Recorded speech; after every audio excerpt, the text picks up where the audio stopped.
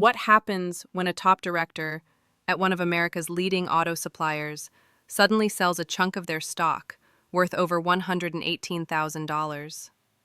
Is it a quiet personal decision or a sign of deeper trouble brewing? On June 17, 2025, Conrad Mallett Jr., a director at Lear Corporation, a major player in automotive seating and electric systems, sold 1,187 shares at $99.42 each, sparking a flurry of questions across investor circles and social media. With Lear's shares now hovering near their 52-week low at just over $79, this move couldn't have come at a more suspicious time. Lear, a company with 8 key operations in Mexico, faces growing pressure as trade tensions and Trump's proposed 25% tariffs on Mexican imports stir up the entire automotive sector. Although Lear's Q1 numbers surprised positively with a $3.42 EPS beat, analysts are raising concerns about the sustainability of growth amid weakening demand in Europe and China, two of its largest markets.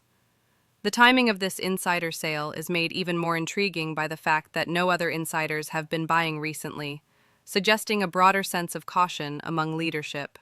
Let's pause for a reality check. CPI numbers just dropped. Groceries up 12%, gas averaging $4.85 nationwide. For millions, it's not just news. It's the daily choice between prescriptions and groceries. Here's what you won't hear on CNN. Amazon's research team is recruiting households hit hardest by inflation. Qualified participants can earn up to $750 in Amazon credits. Not a handout, but payment for sharing shopping habits. It takes just 90 seconds to apply. Official info is in the description if you'd like to get started. It won't fix inflation, but it could bring some relief. Now let's continue. But it's not all doom. Morgan Stanley and JP Morgan analysts point to Lear's ongoing $1.29 billion share repurchase plan and aggressive pivot toward electric vehicle components as signs of long-term strength. Their cost-cutting strategies and supply chain adaptations may yet prove effective in weathering global turbulence. Still, with the stock down over 21% from its June 2024 peak of $122, investors can't help but ask, is this insider move a warning flare or simply portfolio management?